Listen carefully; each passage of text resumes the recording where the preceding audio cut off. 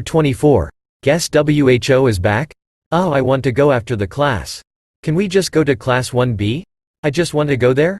Where are we even heading? I was walking besides Mike as we entered the building and everyone was just looking at us. Not long after we got in, we arrived in a room full with pro heroes and all I did was look at them before realizing that this must be the teacher's office. Oh, now we are talking about. Okay, who of these guys can actually figure out who I am? Well, I am famous after all. Midnight.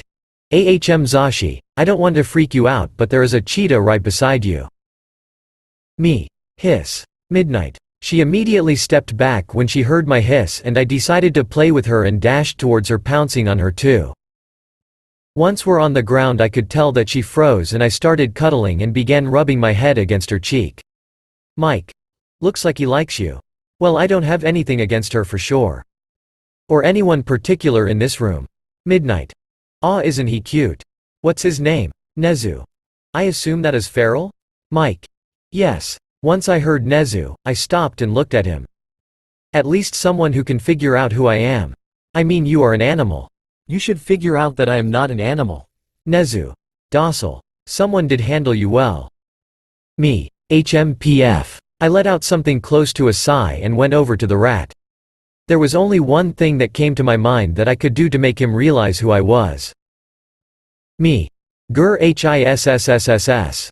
It was the same aura that I let out when we first met and just as last time he froze up and nearly played dead in front of me if I didn't stop immediately. Mike. No. Bad boy. What? Am I a dog now? Do I look like I need someone holding me back? Seriously, I am not gonna hurt him, just jog some memories up. Nezu. It's all right. I am sure our little guest didn't want to attack me but instead remind me of something. Mike. Are you sure? Me. Mew. Nezu. Yes. Now how about we have a talk together? Mike.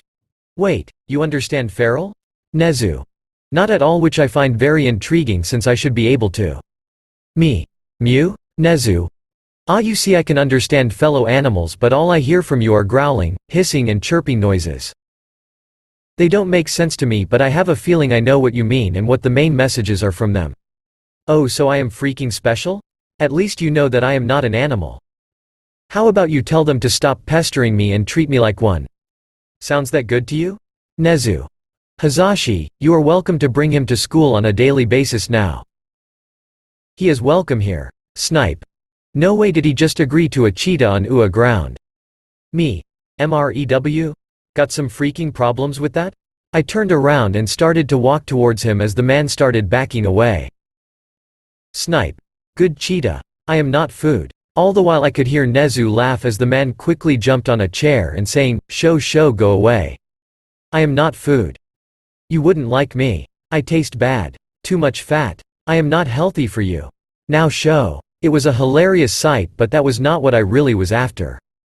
Eraserhead told me to go and annoy Vlad King's class if I remembered correctly. So, I began looking around the room until I found the man that I was searching for and ran towards him, jumping on the desk he was working on. The moment I did that my back leg started hurting and gave up. Me. MREW. A painful scream escaped my mouth.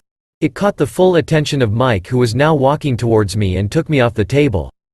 Apparently I was light as a feather, seeing how they picked me up like a normal cat.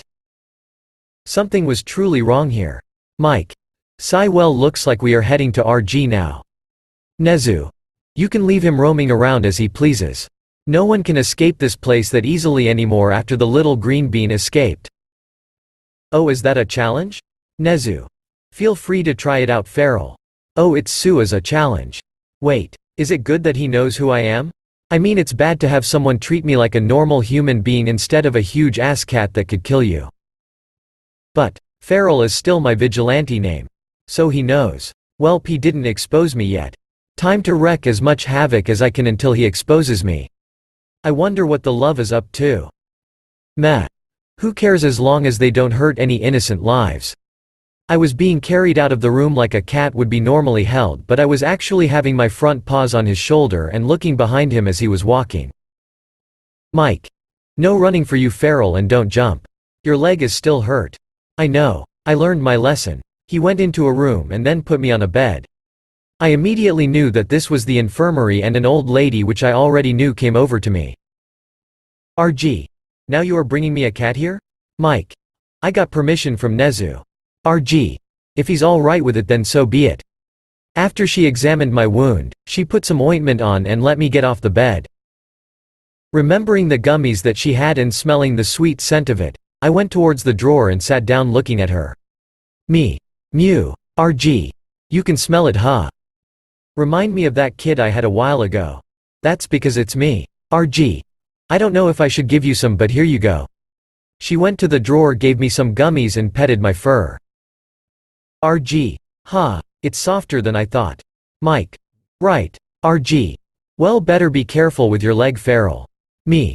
Mew. After that, me and Mike went out of the room, and by the time we were in front of Class 1B, lessons had already started.